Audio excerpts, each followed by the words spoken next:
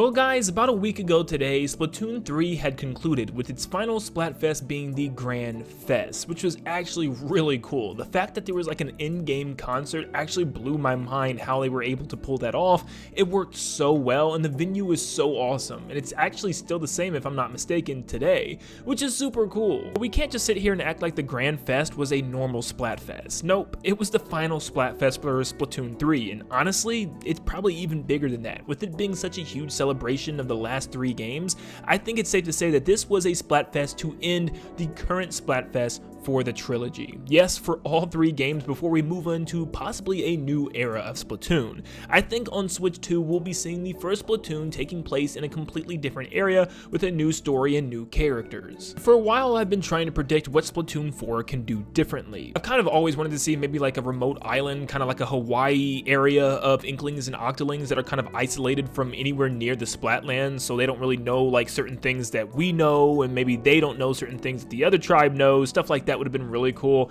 But I think with the inclusion of Grand Fest, it obviously helps us to see what the future could hold, whether it's base game or maybe the DLC of this future game.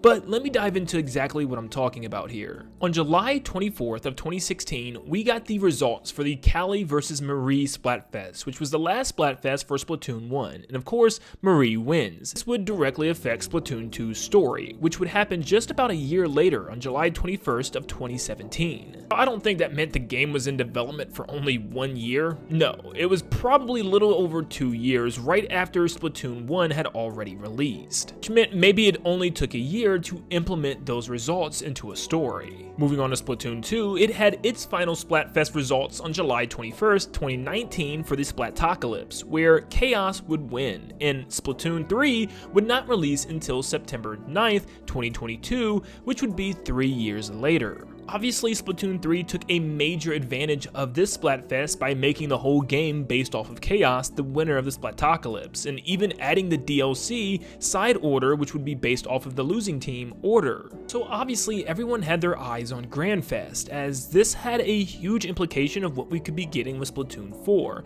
because it was a giant Splatfest that battled the past versus the present versus the future. And thankfully, the present didn't win, because I don't know how interesting that could have been as a story, or if Nintendo would have even chosen that, because who knows what present would have even been in the first place. Would it just been more Splatoon with like no type of timeline added to it? I don't know. Maybe just more Splatoon in a different area. But we obviously had past win the Splatfest, with poor Team Future. Yeah, we didn't get anything. I mean, I still don't even get how that's even possible, but sure, I guess we got 0 points. But it still was a very close pick for me, because I really wanted to go past as well, because it has tons of implications of what they could do with a story, with choosing that option in general. But with that chosen, that opens up the question, when can we actually see Splatoon 4 be completed and be ready to go? I made so many videos of this in the past, pun not intended. If next year in 2025 is year 1 for the Switch 2, then it kind of makes sense. I mean, that's 3 years after Splatoon 3 had released, which is a good time, but I personally think Nintendo might go even a little longer here and push it to like 2026 as a big year 2 title for Switch 2,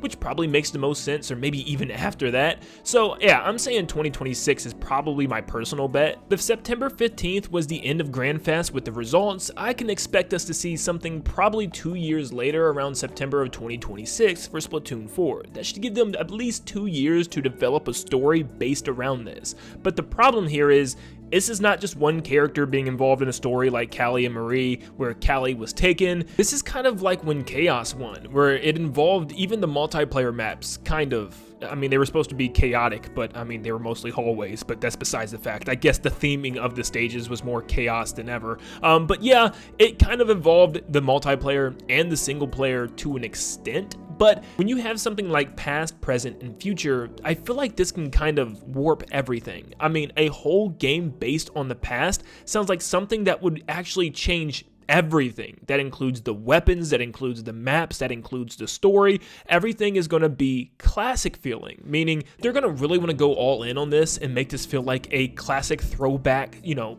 old day Splatoon, they're gonna have to make new weapon models that are more classic feeling, stages that actually represent this, and obviously a story that maybe tells something like the first agent or something. Maybe it deals with Captain Cuttlefish that we can play as, something along those lines. Then yeah, that's gonna have to take a lot of time developing, because all that's gonna have to be included within the entire game. So if they are going off of these results, we could be looking at something more along the lines of a 3-year gap, like we did from Splatoon 2 to Splatoon 3, which means we could possibly have to wait until 2027 for the next Splatoon, and in between games, that would mark about 5 years. Now I know that's a pretty long time, but that's honestly some normal development time. If not, that's probably a perfect amount of time to make the next Splatoon game, but the problem is, Nintendo's gonna want a new Splatoon a lot sooner than this, I feel like. There's no way I think Splatoon 3 can last all the way until 2027. I mean, updates are done now. We're talking another 3 years of pretty much no updates to a current Splatoon game. It's not going to sit well with Nintendo, and they're going to want a big multiplayer game relatively soon after Switch 2 launches, I would guess within the first 2 years. And if they're even considering doing 2 Splatoon games when Switch 2 launches, then they're probably going to have to put the first one out relatively soon, like year 1 almost. And people don't really want that. I don't know if I really want that, because we don't want a rush Splatoon. We want this to take time. We want this to be developed and full of content, not to the point where we're waiting for some of the main stuff to be coming out in free updates that they call. And we want a fun new story with story mode being exciting, and like, yeah, take your time, Nintendo. Please don't rush this next game, even if you really need to get it out for the new console. Real quick, let's dive into what we could actually be getting with Splatoon 4. What does past actually indicate? Now, based in-game, we know that humans actually took over the world until around 12,000 years ago, where they were wiped out by the Great Flood and the cataclysmic events that happened on the Earth. And we also know that it's been around 5,000 years ago since Inklings actually were born and actually became a apex species on Earth from the water. So what we've been seeing has always been kind of a modern take on Splatoon for the last 3 games. This is kind of a modern era where technology had advanced and everything had progressed. So how cool would it be if we could go all the way back to the beginnings, to exactly the first couple of years where Inklings and Octolings started to take over? Remember, they were all friends at first until that turf war broke out,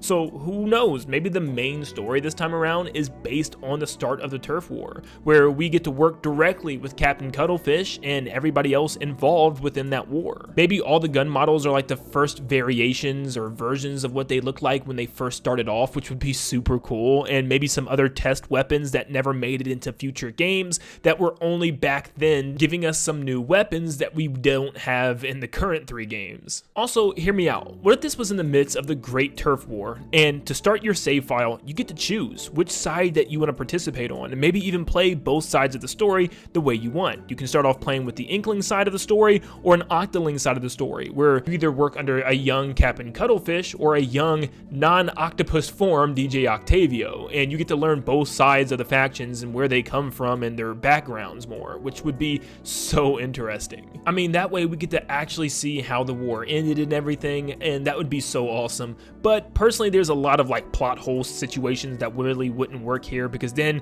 you probably wouldn't be able to play as Octolings within the main multiplayer, or maybe you could, or also how would they develop 2 more games after this to make this a new trilogy? That I really don't know either. But what I thought would be a lot better is maybe it is back in time, but just takes place in a different region with different characters and a different story. Maybe simply just adding to the previous lore and telling us more about the, start of Inklings and Octolings' life, but through a lens of a different perspective. Maybe through different characters that went through different things. Maybe there's other Inklings and Octolings in other locations that didn't have a great turf war. Maybe there's others that actually were just together from the entire time fighting some other type of force on the other side of the globe. It's hard to say, but I think it would make for an awesome story. But maybe this story isn't even directly impacted by the Splatfest. Maybe instead it's just a DLC thing that takes us to the past for some type of DLC mission, and maybe it's not even affecting the main game. Maybe Nintendo already knew in advance what they wanted to do and already have been in production of this new Splatoon game to get ready for Switch 2. Who knows? Only time will tell, but I'm super excited to see what the future of the Splatoon series has in store for us. And the story and lore, it always gets more juicy. But thank you guys so much for tuning in. Let me know what you think is going to happen with the future of Splatoon. Do you think the Splatfest is going to directly involve it like the others have? Let me know in the comments down below. Make sure you leave a like and subscribe before you head out, and like always, I'll see you all on the next one. See ya, guys.